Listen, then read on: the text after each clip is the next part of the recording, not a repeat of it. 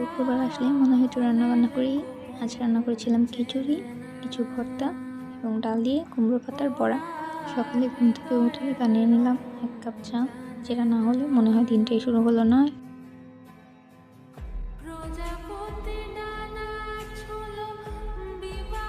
সাথে ভেজে নিলাম বাসায় বানানো পরোটা। চায়ের সাথে পরোটা একদম পারফেক্ট একটা কম্বো নাস্তার জন্য। এর মধ্যেই আকাশটা মেঘলা হয়ে এসছে, যেটা দেখতে অসম্ভব সুন্দর লাগছিল, ক্যাপচার না করে পারলাম না। খিচুড়ি রান্নার জন্য তেলে পেঁয়াজ, কিছু গরম মশলা ভেজে নেব।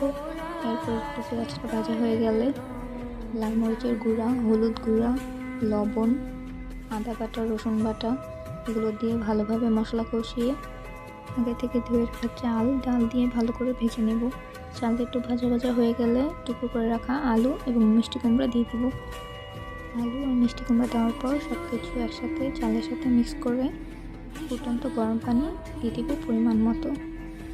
পানি দেওয়ার পর চালটা অবশ্যই ঢেকে দিব যেন ভালোভাবে সিদ্ধ হয়ে যায়। চালটা একটু সিদ্ধ হয়ে গেলে কিছু কাঁচামরিচ ভালো করে দিয়ে দিব। এরপর কিছুক্ষণ দমে বসে রান্না করলেই ব্যাস খিচুড়ি রেডি। টমেটো ভর্তার জন্য প্রথমেই 2টি মরিচ তেলে ভালো করে ভেজে নিয়ে একই তেলে টমেটো ভেজে নেব। টমেটোটা একটু কালচে করে ভেজে নেব, যাতে ফ্লেভারটা ভালো আসে, টমেটোটাও সিদ্ধ হয়ে যায়। টমেটো সিদ্ধ হয়ে গেলে চুলা থেকে নামিয়ে নেব। এরপর আগে থেকে কুচি করে রাখা পেঁয়াজ, ভেজে রাখা মরিচ একসাথে সরিষার তেলে মেখে টমেটোটাকে ভর্তা করে নেব। এই তো ভর্তা রেডি।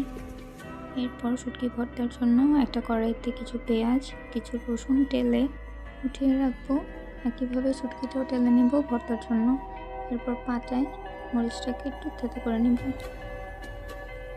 এরপর আগে থেকে তেলে রাখা পেঁয়াজ এবং রসুন দিয়ে বেটে নেব। সবশেষে শুটকি দিয়ে ভালো করে বেটে নিলে ভর্তা রেডি।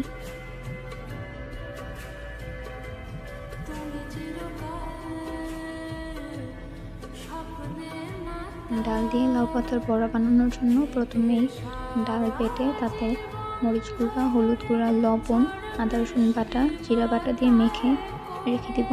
এরপর কিছু লাউ পাতা নিয়ে ভালোভাবে ধুয়ে আগে থেকে ম্যারিনেট করে রাখা ডাল সেই লাউ পাতার গায়ে এপিট ওপিট করে মাখিয়ে নেব। এরপর মাখানো লাউ পাতা গরম তেলে ভেজে নিলেই রেডি লাউ পাতা দিয়ে ডালের বড়া।